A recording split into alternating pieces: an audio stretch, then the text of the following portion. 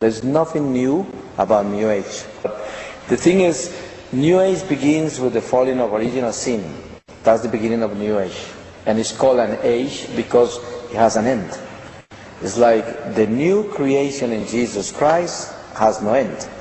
And so when we part the two between New Age and the new creation, then we see our journey and our battle. New Age begins with original sin.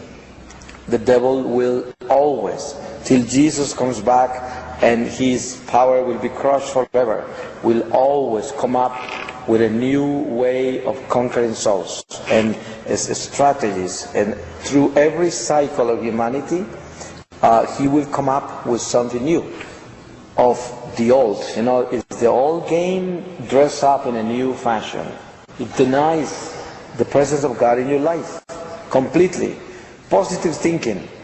They tell you that if you think positively, you are able to get what you want. Even if you fix up your goals in the future as if they are already being conceived, then you will achieve them. That's what they tell you. That's mental control, right? We have to have a positive attitude. That we should have. That means it's a virtue called hope. We should have hope. And we should have that confidence in God that builds us up into hope. And that is a positive attitude. But positive thinking will be turning yourself into God and pretending by thinking positively you are able to get what you want on your own, through your own thoughts and through your own attitude and through your own mind. So that is completely idolatry. You know, there's nothing to do, it has no relationship with God. And the other part is self-realization. Why do Christians fall into Eastern philosophies and like Buddhism and Hinduism? And they claim that self-realization is one of the main centers of their teachings. It's not about self-realization. It's about realizing God in our lives. It's completely the opposite, which means die to self instead of self-realization. Self-realization is the opposite of dying to self. So how could you describe self-realization best? Pride. That's what self-realization is about. And we are looking for Christ. That's who we look for. This is our realization, Christ. The Jews are looking for signs and the Hebrews for wisdom. But we are looking for a crucified Christ. And this is what we have to have very clear in us. So New Age is about bringing you into a position where you are adoring creation as opposed to adoring Creator. And it's very shrewd, it's very smart. You know, it's like if you read all these philosophies of New Age, they are precious, beautiful. They are just adoring the elements of nature, creation. And they display the most incredible poetry, the most incredible philosophy. Just couldn't say that it's beautiful. I mean, it's wonderful, but it's not about adoring and worshipping creation, because that's what pagans do. And then they bring you into this paganry, and they bring you into this self-conception of life by you observing creation and adoring it. And then at the end, what you do is you find that on your own you can conceive everything that is created, and you are supposed to be a creator. You see, one of the reasons why the devil is a devil is because he refused to be a creature in obedience to God. And then he told Eve, you will be like God. That's what he told her. See, the original sin is all about that. That's why it's New Age. It's that you will be like God if you eat of this fruit. And that's the teaching of New Age. We are gods. And you see the people in the world today. See, all the heroes in the world are human beings, you know. The actors, the musicians, the wealthy ones, the politicians. Those are the heroes of today. Big heroes. And they are built up like gods. But it's amazing that those gods are all mortal gods, and they all, go into a procession to the cemetery. None of them come out of there. See, I always tell people, you know who my hero is? My hero is the one that was able to go right into the tomb and came out of there. Say, none of these heroes of today enchant me and impress me. All of them go to the tomb, no one comes out. So I go with the one that came out. His name is Jesus. That's the only t-shirt I wear. I only have the flag, my hero, the one that came out of there. So the rest is just foolish and it's a fantasy. It's a temporary state and it's going to change, and it's going to come to pass. So I'm not involved with that. And New Age is all involved about temporary triumph, the temporary glories, the glories of this world. And you worship that. That's why within New Age we have the worshipping of crystals that is called Feng Shui, originally from Japan. Say, we have Reiki, which is supposed to be a therapy, see, but it's mediumship, it's spiritualism. The Reiki masters, they all have degrees, and those degrees are not different than the degrees of Masons. They just have degrees of a spirituality of the dark. So the greater degrees of the Reiki master, the more healing they bring to you. It's like a spiritual massage, and what they do, they channel spirits, and they lay hands on you, and then you are healed from physical ailments, and you are actually healed. But what happens is, if you place yourselves in the hands of a Reiki master with a physical ailment, you will be healed, but you will have opened the doors to the spirits. So they don't mind healing your body, as long as they can take your soul. And that's why people are so naive, they think that all these alternative medicines make sense, because they heal you faster. And this is the way New Age moves on. Let's say you were 9 years old, and you were walking with some friends to a park, and a gypsy woman came in and offered to read your hand. And then you open up your hand like this, and she read your hand. So what happened is you open the door of your heart for spirits to look in. And therefore that door is still open, unless the church closes it down. But it will be open all of your life. They are able to come in through there. And then they work through the door that you open. That's why every action we have engaged with that has to do with divination, with numerologies, with mental control techniques, with any kind of alternative medicine that we are not aware of, exactly of the source. All of that are doors open into the darkness. But there are two ways of dealing with wounds. One, your wounds could be the source of purification and sanctification in your life. Because if you turn them into God and ask God for mercy and compassion, those wounds can sanctify you. Because you are bleeding and they are painful and they hurt, but you accept that as a cross in your life. You give it to God and say, Lord, I give you my wounds. I consecrate them to you. And please do not let these wounds be an instrument of evil. Please sanctify me with these wounds. When we are bleeding towards God and the wounds are focused on God and we offer them to God, then we have compassion of the wounds of our neighbor, because we know how it hurts, we know how it feels. And New Age is exactly the opposite. New Age is like a atheist psychologist that is counseling a woman that has trouble in her marriage. And then the answer of the psychologist is, you were created by God to be happy. You should leave that man, otherwise you will be unhappy all of your life. Leave him. Just go away and find another man that will make you happy. For sure God has a better choice in your life. And then that psychologist will destroy the sacrament. She will not be interested, or that psychology will not be interested in building up that marriage, and she will not be interested in teaching the patient for forgiveness or anything, or reconciliation of any kind. She will only talk to this patient to be happy, to find happiness, to find freedom in life.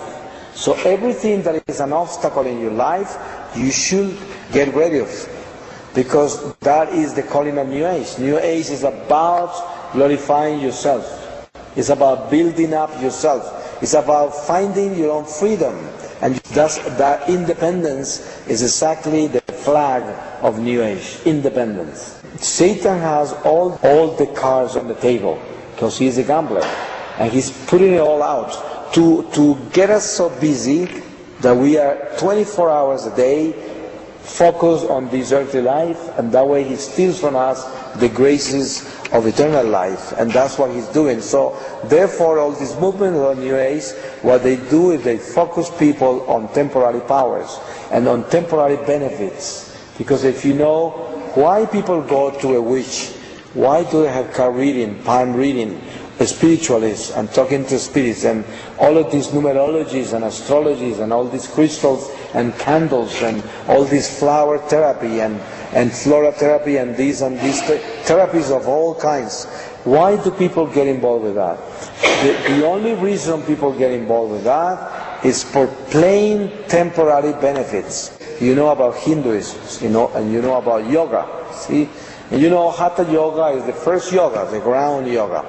And in the West, people are so ignorant about pagan religions and Eastern philosophies that they think Hatha yoga is just an exercise. See?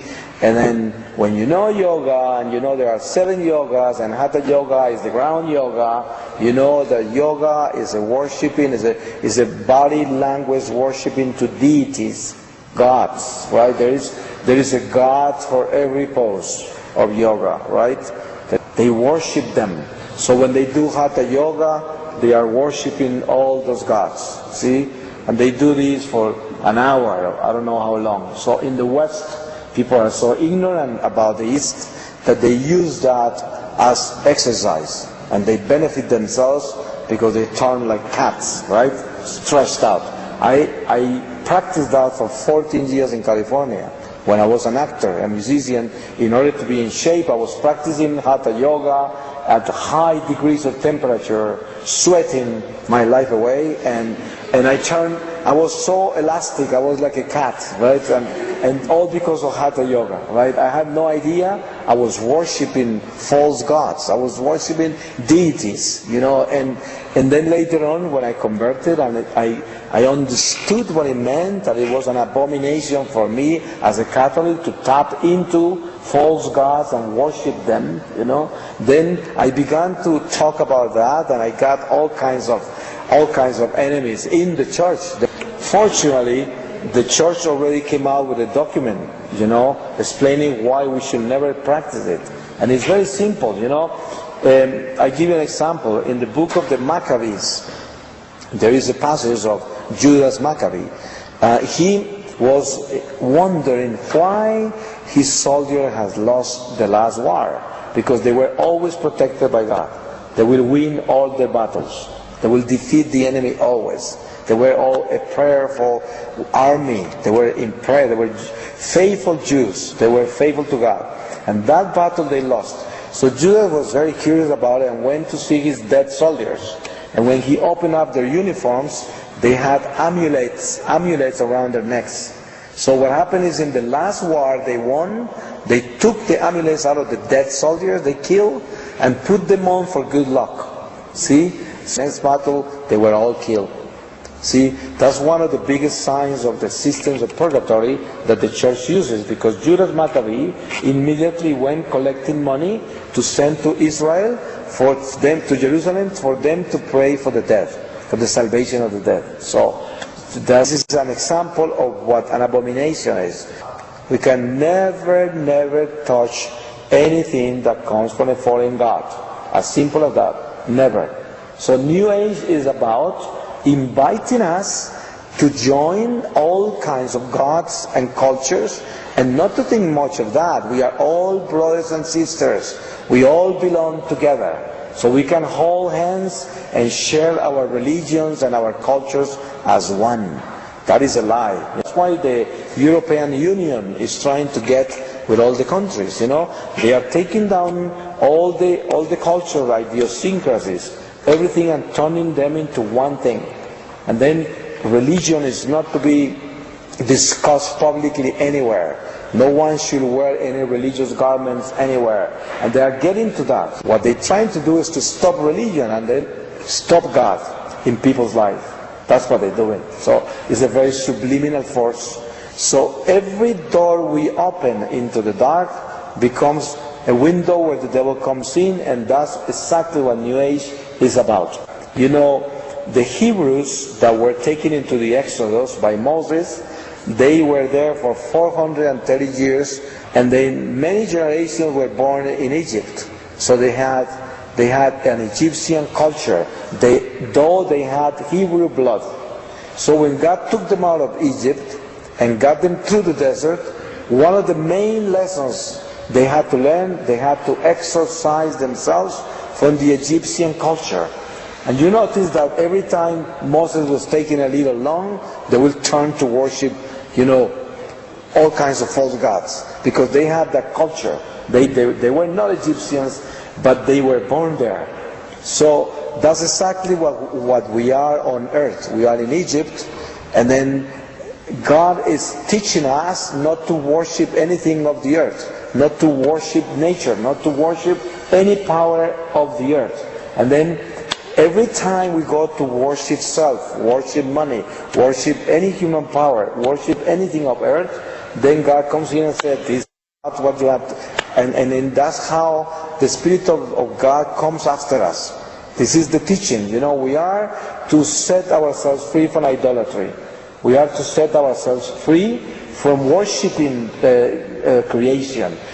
I have seen whole communities, religious communities, go down because they let New Age come into the convents. They begin with enneagrams, all kinds of numerologies, all kinds of mental techniques and all kinds of technologies and all kinds of things that will pervert the convents, and they will become so intelligent, so bright, so aware, so up to date, that they will destroy the convent, because the spirit of division comes in, pride comes in, human intelligence and talents bloom the wrong direction, and all of this destroys the religious life. The prayer life goes down, love goes down, compassion goes down, pride comes up. So, and then the vocations are over, God will not bless them, and at the end, the whole community falls apart.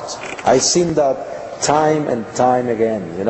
One time I was in Toronto, about 9 years ago, and I went to this sister to a convent for a retreat. I wasn't giving a retreat to a sister, but they rent out the place for retreats. And I went there with a group of lay people, and I gave a 3-day retreat on a weekend.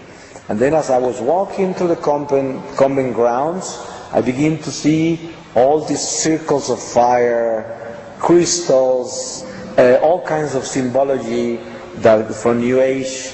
And then I talked to the nun, the Mother Superior, and I said, why are you involved with all of this? Don't you know that all of this comes from the devil? All of this is New Age.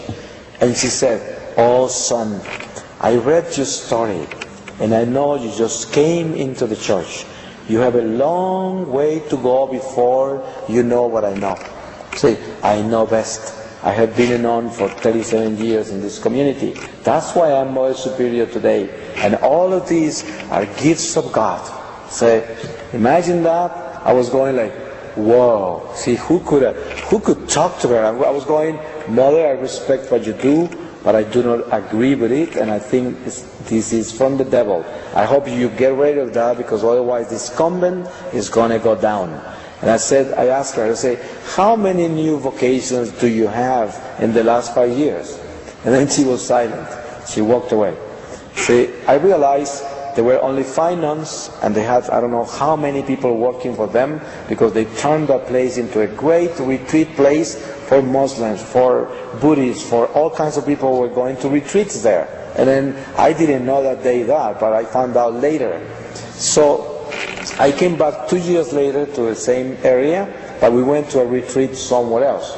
And I asked the lady that put together those retreats about that convent. And she said that convent went down all the way. Mother Superior died of cancer not very soon after I was there. And then the other ones, they sold the place, and each one of them had a condominium, and they live independent from one another, each one on their own apartment.